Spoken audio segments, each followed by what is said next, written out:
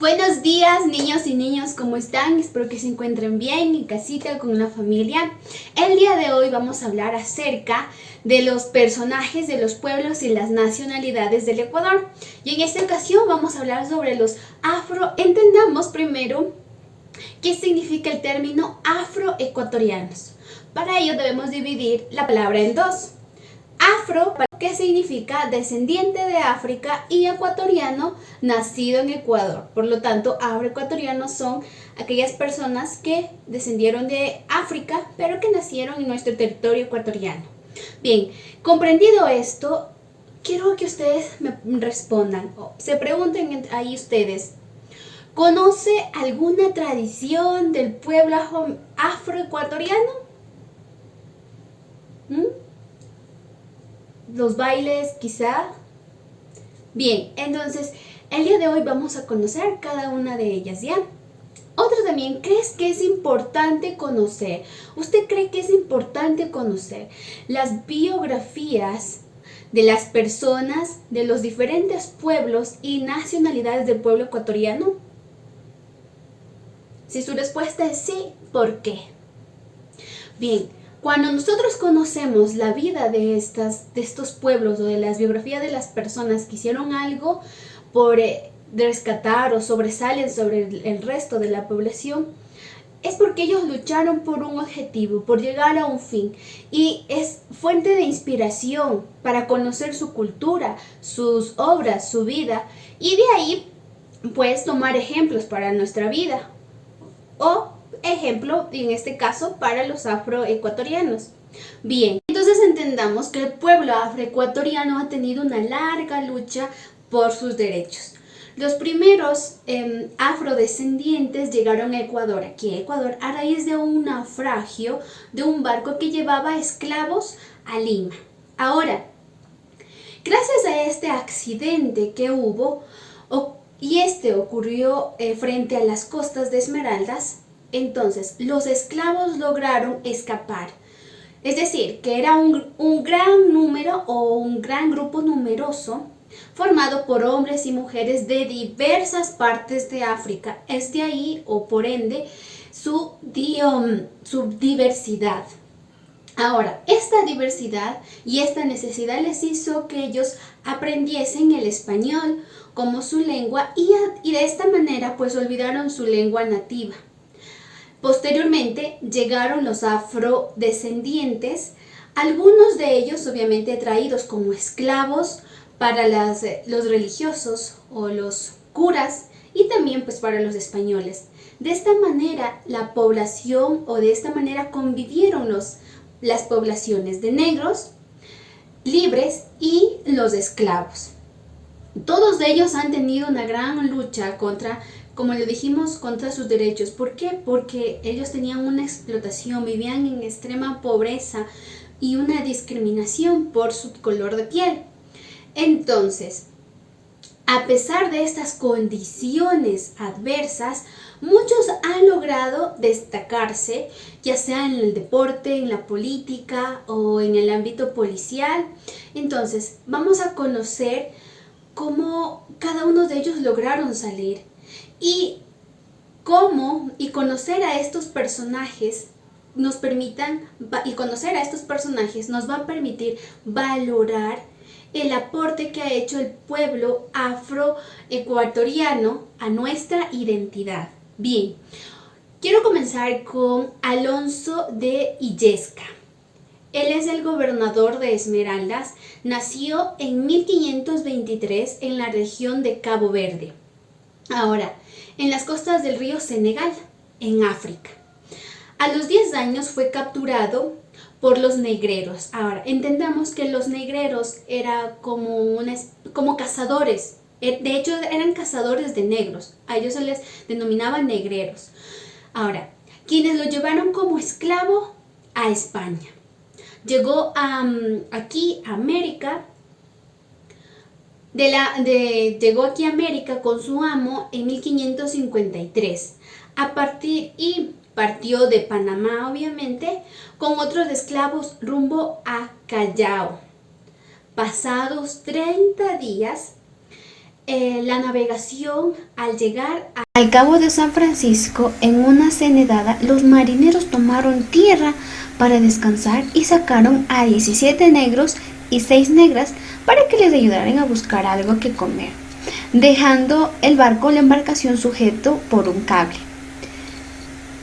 Estando en tierra, se levantó un viento y marea que hizo que el barco fuera a dar vueltas y vueltas y diera contra los arrecifes de aquellas costas, dando así que se destruyó totalmente la navegación. Los 33 esclavos negros aprovecharon la ocasión para internarse en la selva sin propósito de llegar, evitando así de esta manera la servidumbre. Alonso de Illescas se convirtió en un líder porque sabía leer y escribir. Era astuto y buen guerrero. Pronto aprendió las lenguas de la localidad y supo ganarse la amistad y el respeto de los indígenas de la región.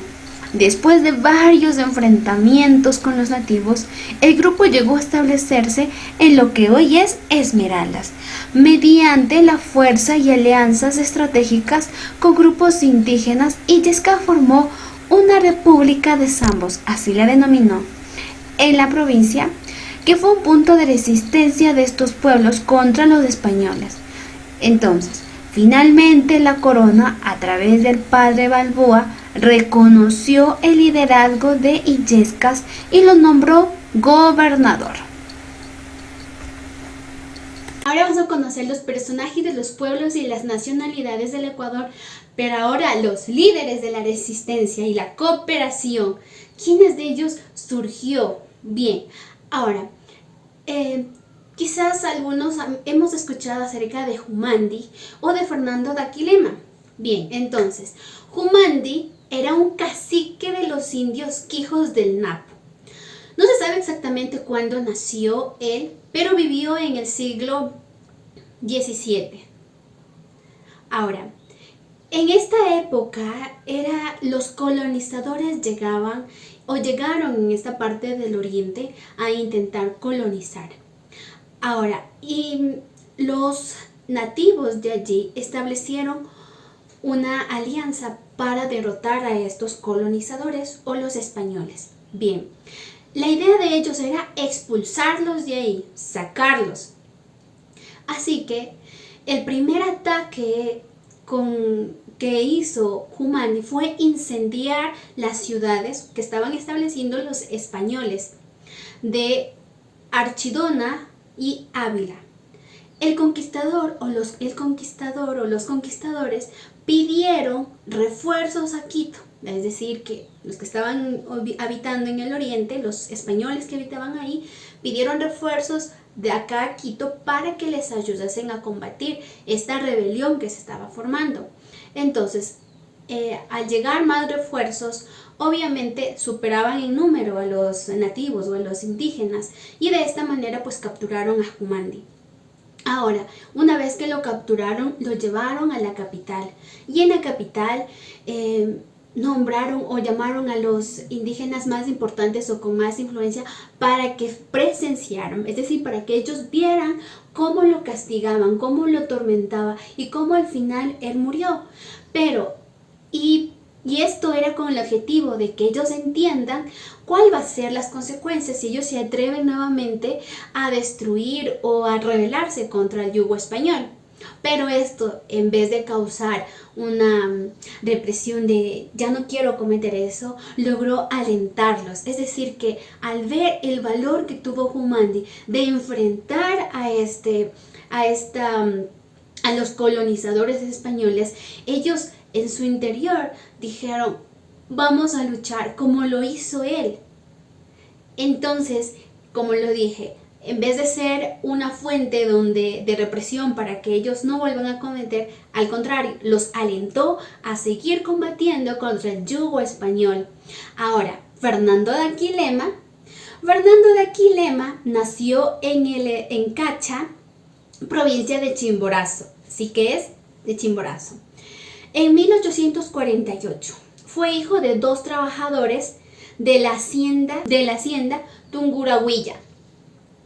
Él era descendiente del pueblo Puruá. Ahora, durante el gobierno de García Moreno, los trabajadores de hacendados de Chimborazo fueron sobreexplotados. ¿Qué quiere decir sobreexplotar? Que les daban mucho trabajo que hacer, tenían demasiado trabajo, los explotaban, los trataban mal, el maltrato. Entonces, para 1871, los indígenas de Cacha, cansados de estos abusos, ya estaban hartos de estos abusos, decidieron formar una asamblea entre ellos, entre su nacionalidad, para desconocer el gobierno de los blancos. Bueno, así se conocían, ¿no? Los indígenas o los nativos, ellos eran pues indígenas y el resto lo conocía como los blancos. Entonces formaron esta asamblea para desconocer el gobierno de los blancos o los gobernantes de los blancos. Así que nombraron al joven Fernando Daquilema, de 26 años, como su rey. Ahora, Daquilema a la cabeza, es decir, ya como un rey o como un jefe de los ejércitos, formó un ejército de indígenas.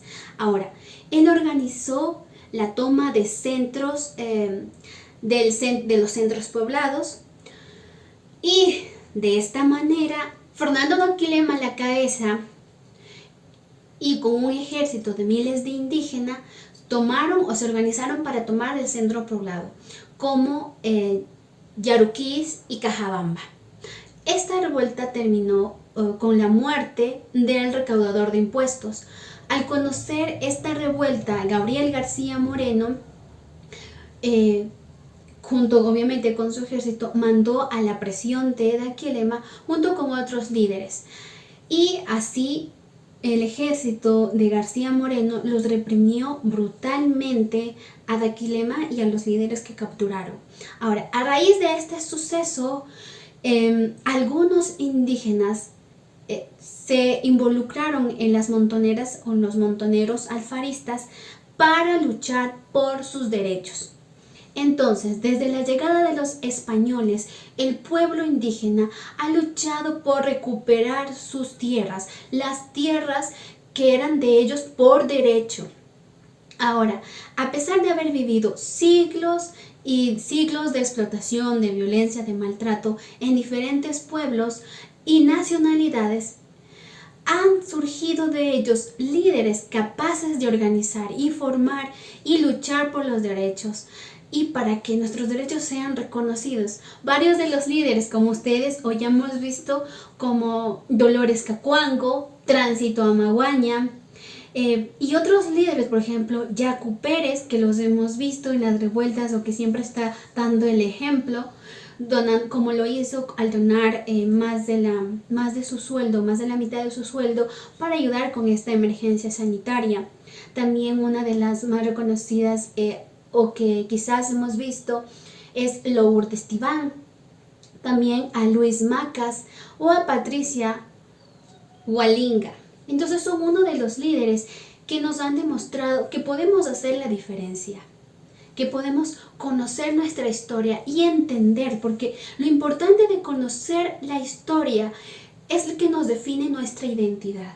Pero estas historias nos permiten conocer la vida y cómo lucharon para que sea nuestra fuente de inspiración, que si hay maltrato, que si hay abuso, que si alguien nos quita nuestro derecho, seamos capaces de reaccionar, de no quedarnos sentados y esperando que la ayuda nos caiga del cielo. Al contrario, seamos nosotros los líderes que necesita esta patria para salir adelante. Y lo vamos a lograr, claro que lo vamos a lograr, siempre y cuando primero tenemos que obedecer nuestra ley, la ley de la casa, ¿verdad? A nuestros padres, a nuestra madre, al cabeza de hogar que esté en nuestro hogar. Y obviamente respetar los derechos de los demás. Si nosotros queremos ver un cambio en la sociedad, si nosotros queremos que se note el cambio afuera, el cambio debe empezar por uno mismo. Así que chicos, sean el cambio que ustedes quieran ver. Bien, estimados niños, espero que les haya encantado esta clase y les invito a que averigüen más de estos personajes porque les van a encantar todo lo que ellos han hecho y en las condiciones que lo hicieron.